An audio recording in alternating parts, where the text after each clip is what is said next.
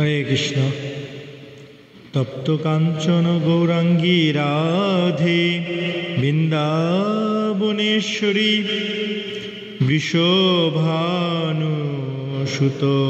দেবী তাং প্রণামি হরি প্রিয়ে।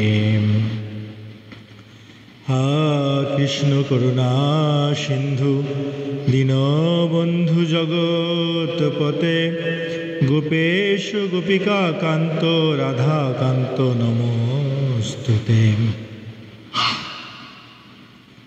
জয় শ্রীকৃষ্ণ চৈতন্য প্রভু নিত্যানন্দ শ্রী অদ্বৈত গদাধর শিবাসাদি গৌর ভক্তবৃন্দ।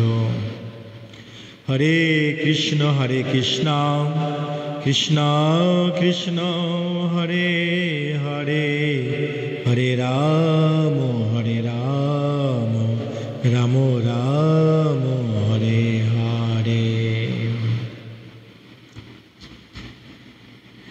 আজ শ্রীমদ্ ভগবদ্ গীতা যথাযথ শিল প্রভুপাদের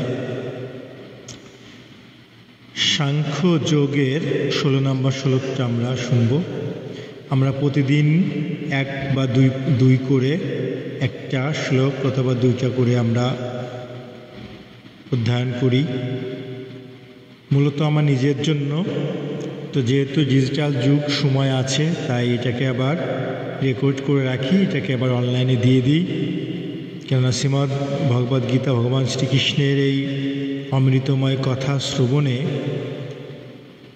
মহাপ্রভুর কৃপায় তার সমস্ত পাপ দূর হয়ে যেতে পারে। রাধে রাধে।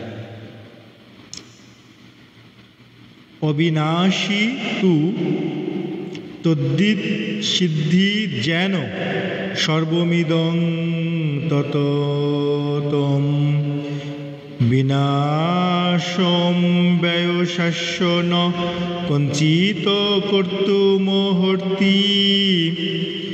অবিনাশী মানে হচ্ছে বিনাশ রহিত, তু হচ্ছে কিন্তু, সংস্কৃত তু শব্দের অর্থ হচ্ছে কিন্তু, তং শব্দ হচ্ছে তা, বিদ্ধি হচ্ছে জানবে, যেন হচ্ছে যার দ্বারা, সর্বম সমগ্র দেহ, ইদম মানে এই, তদম মানে হচ্ছে ব্যাপ্ত, বিনাশনম মানে বিনাশ, অভ্যস্য মানে অক্ষয়ের, অশ্য মানে এই, ন কঞ্চিত মানে কেউ নয়, কর্তুম মানে করতে, অহর্তি মানে সমর্থ। এই হচ্ছে সংস্কৃতের থেকে আমরা একটা ওয়ার্ড করে বাংলাটা জেনে নিলাম।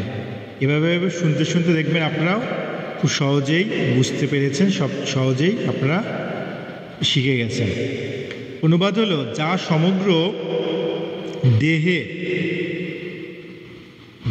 সমগ্র দেহে পরিব্যাপ্ত হয়ে রয়েছে, যা সমগ্র দেহে পরিব্যাপ্ত হয়ে রয়েছে, যা সমগ্র দেহে পরিব্যাপ্ত হয়ে রয়েছে, তাকে তুমি অবিনাশী বলে জানবে। সেই অভয় আত্মাকে কেউ বিনাশ করতে সক্ষম নয়। যা সমগ্র দেহে পরিব্যাপ্ত হয়ে রয়েছে, তাকে তুমি অবিনাশী বলে জানবে। সেই অভয় আত্মাকে কেউ বিনাশ করতে সক্ষম নয়। আমরা জানি সবাই, এগুলো অনেকবার শুনেছি, অনেকবার পড়েছি। সো এগুলো নিয়ে আর তর্জমা বা বেশি খুলে বলার দরকার নেই, সহজ ভাষা। যা সমগ্র দেহে পরিব্যাপ্ত হয়ে রয়েছে, তাকে তুমি অবিনাশী বলে জানবে। সেই অব্যয় আত্মাকে কেউ বিনাশ করতে সক্ষম নয়। তাৎপর্য হলো, এই শ্লোকে আরও স্পষ্টভাবে সমগ্র দেহে ব্যাপ্ত আত্মার প্রকৃত স্বরূপ ব্যাখ্যা করা হয়েছে, যে কেউই হৃদয়ঙ্গম করতে পারে যে সমগ্র দেহে জুড়ে কি বিস্তৃত হয়ে আছে, সেটি চেতনা। প্রত্যেকেই তার দেহের সুখ ও বেদনা সম্বন্ধে আংশিকভাবে সামগ্রিকভাবে সচেতন। চেতনার এই বিস্তার প্রত্যেকের নিজের দেহের মধ্যেই সীমাবদ্ধ। রাধে রাধে।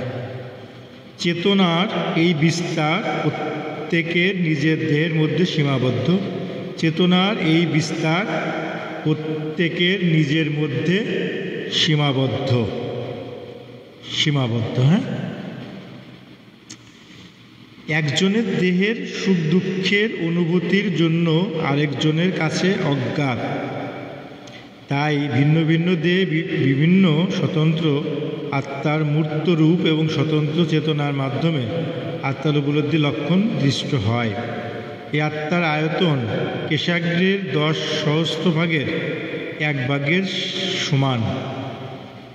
এই আত্মার আয়তন হচ্ছে কেশাগ্রের মানে চুলের আগার 10 সহস্র ভাগ 10,000 ভাগের 1 ভাগের সমান বলে বর্ণনা করা হয়েছে। আত্মার আয়তন হলো একটি চুলের আগার 10,000 খণ্ড করলে একটি খণ্ড যতটুক হয় ততটুক হচ্ছে আত্মার আয়তন। হরি বল, হরি বল। কেশাগ্রের শতভাগে ভাগ করে তার একটি ভাগকে আবার শতভাগে ভাগ করলে যে আয়তন হয় আত্মার আয়তনও ততখানি। সেরকম অনুরূপ একটি শ্লোকে বলা হয়েছে। সুন্দর কথা। আমরা আত্মার কথা জানতেছি ভগবান শ্রীকৃষ্ণ যেটা বলে গিয়েছিল, অসংখ্য যে চিৎকণা রয়েছে তার আয়তন কেশাগ্রের 10 সহস্র ভাগের 1 ভাগের সমান। সুতরাং স্বতন্ত্র জীবাত্মা এবং চিৎকণা যার আয়তন পরমাণু থেকেও অনেক ছোট এবং জীবাত্মা বা চিৎকণা সংখ্যাতীত এই অতি সূক্ষ্ম চিৎকণাগুলি জড়দেহের মূল তত্ত্ব। হরে কৃষ্ণ। একটু চার্জ লাগতেছে, কেননা অনেক কাজ করে সকাল থেকে বের হয়েছে, অনেক কাজ করে তারপরে এসে প্রতিদিনই স্নান করে এই গীতা পড়ার চেষ্টা করি। যেহেতু অধ্যয়ন করি তাই একটু রেকর্ড করে রাখি, যেটা আবার ইউটিউবে আপনাদেরকে দিই, আপনারা শুনবেন। গীতা ভগবানের কথা, অমৃতময় কথা।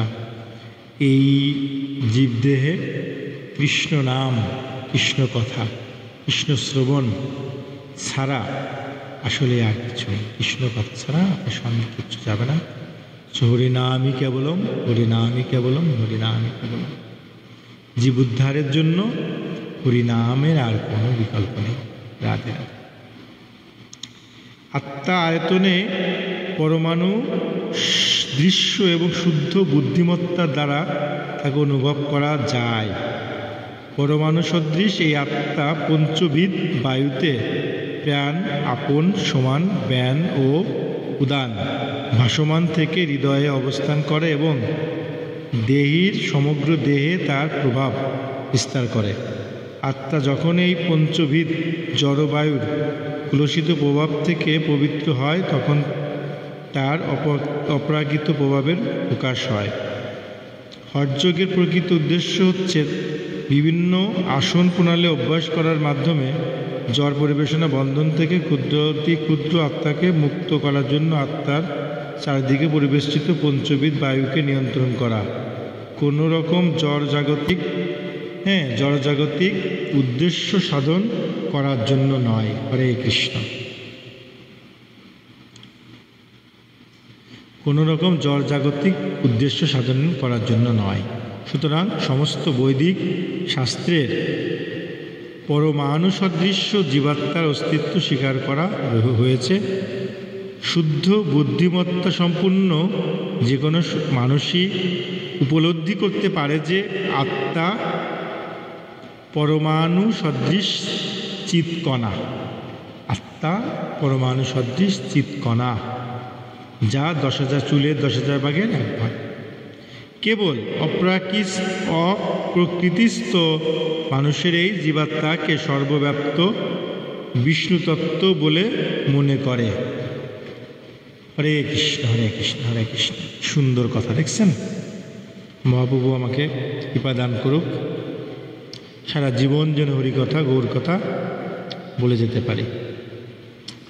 পরমাণু চৈতন্য বিশিষ্ট জীবাত্মার প্রভাব একটি বিশেষ দেহের সর্বত্র পরিব্যাপ্ত হতে পারে, কিন্তু তা কোনো অবস্থাতেই সর্বব্যাপ্ত হতে পারে না। মুণ্ডক উপনিষদে বলা হয়েছে, প্রতিটি জীবের হৃদয়ে জীবাত্মা বর্তমান থাকে এবং এই আত্মার পরিমাণ এত সূক্ষ্ম যে জড়বিজ্ঞানীরা চিন্তাশক্তির অতীত, আর তাই তাদের মধ্যে কেউ কেউ মূঢ়তাবশত আত্মার অস্তিত্বকে অস্বীকার করে। স্বতন্ত্র পরমাণু সদৃশ আত্মা অবশ্যই পরমাত্মার সঙ্গে হৃদয়ে অবস্থান করে এবং তাই জীবদেহের সমস্ত কার্যকলাপ দেহের এই অংশ থেকেই সঞ্চালিত হয়। যে সমস্ত রক্তকণিকা ফুসফুস থেকে অক্সিজেন বহন করে তারা তাদের শক্তি আহরণ করে আত্মা থেকে। আত্মা যখন জড়দেহ ত্যাগ করে চলে যায় তখন রক্ত সঞ্চালন, শ্বাস প্রশ্বাস আদি দেহের সমস্ত ক্রিয়াগুলি বন্ধ হয়ে যায়। চিকিৎসা বিজ্ঞান লোহিত রক্তকণিকার এই গুরুত্ব স্বীকার করে থাকে, কিন্তু সমস্ত শক্তির উৎস যে আত্মা তা বুঝতে পারে না। চিকিৎসা বিজ্ঞান স্বীকার করে যে হৃদয়ই হচ্ছে দেহের সমস্ত শক্তির কেন্দ্রস্থ। আত্মার এই পারমাণবিক চিৎকণাগুলিকে সূর্যকিরণ অণুর সঙ্গে তুলনা করা হয়ে থাকে। সূর্যকিরণের মধ্যে অসংখ্য প্রভাময় অণু আছে, সেই রকম পরমেশ্বর ভগবানের থেকে বিচ্ছুরিত চিৎকণাগুলি পরমেশ্বরের জ্যোতির পারমাণবিক কলাস্বরূপ, যাকে বলা হয় প্রভা। তার উৎকৃষ্টা শক্তি, অর্থাৎ বৈদিতত্ত্ববিজ্ঞান কিংবা আধুনিক বিজ্ঞান কেউই দেহের মধ্যে আত্মার অস্তিত্ব স্বীকার করতে পারে না এবং আত্মা সম্পর্কিত বৈজ্ঞানিক তথ্য পরমেশ্বর ভগবান স্বয়ং শ্রীমদ্ ভাগবতীয় গীতায় সুস্পষ্টভাবে বর্ণনা করেছেন। হরি বল, হরি বল। সুন্দর কথা, মধুময় কৃষ্ণময় কথা। আত্মার বর্ণনা দিলেন 10,000 ভাগের 1 ভাগ। আত্মা চিৎকণা, সূর্যরশ্মির কণার মতন চৈতন্য, এই রূপে আত্মার বর্ণনা করেছেন। রাইট? সো জ্ঞানীবান ব্যক্তি, হৃদয়বান ব্যক্তি স্বহৃদয়ে স্থাপন করে এবং তাকে দর্শন করতে পারে আত্মা, যিনি পরমেশ্বর, যিনি তার অসংখ্য অসংখ্য রশ্মি থেকে এই আত্মা আমরা উপলব্ধি করতে পারি। হরে কৃষ্ণ, হরে কৃষ্ণ। কি এক আনন্দময়, মধুময়। তো আজকে এই পর্যন্তই। পরবর্তীতে আমরা আবার একটা নিয়ে আলাপ করবো। তো হরে কৃষ্ণ কৃষ্ণ কৃষ্ণ হরে হরে, হরে রাম রাম রাম হরে হরে।